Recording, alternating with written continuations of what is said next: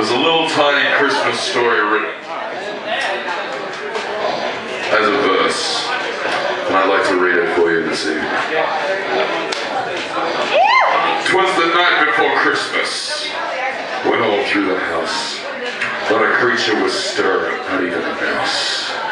The stockings were hung by the chimney with care, in the hopes that St. Nicholas soon would be there.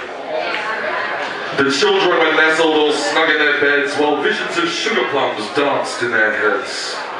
And Mama in her kerchief and I in my cap had just settled our brains for a long winter's nap.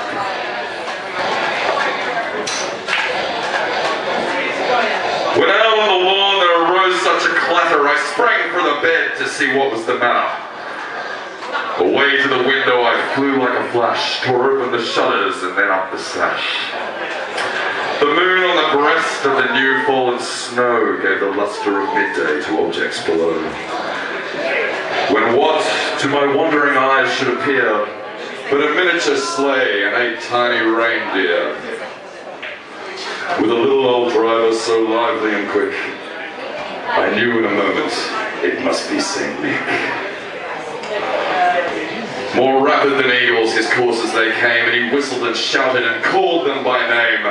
Now Dancer, now Dasher, now Prancer and Vixen, on Comet, on Cupid, on Donner and Blitzen. To the top of the porch, to the top of the wall, now dash away, dash away, dash away all. As dry leaves that before the wild hurricane fly, when they meet with an obstacle mount to the sky, so up to the housetop the coursers they flew, with a sleigh full of toys, and St. Nicholas too.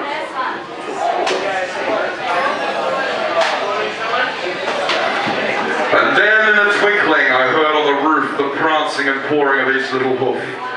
As I drew in my head and was turning around, down the chimney St. Nicholas came with a bound. He was dressed all in fur from his head to his foot, and his clothes were all tarnished with ashes and soot. A bundle of toys he had flung at his back, and he stood like a peddler just opening his pack. His eyes, how they twinkled, his dimples, how merry. His cheeks were like roses, his nose like a cherry.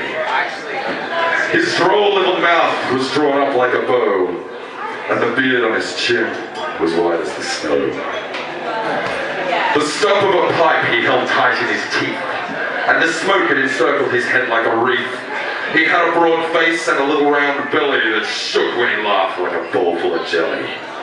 He was chubby and plump, a right jolly old elf, and I laughed when I saw him in spite of myself. A wink of his eye and a twist of his head soon gave me to know I had nothing to dread. He spoke not a word, but went straight to his work, and filled all the stockings and turned with a jerk, and laying his finger aside of his nose, and giving a nod up the chimney he rose. He sprang to his sleigh, to his team gave a whistle. Away they all flew like the down of a thistle. But I heard him exclaim, ere he drove out of sight, Happy Christmas to all, and to all a good night.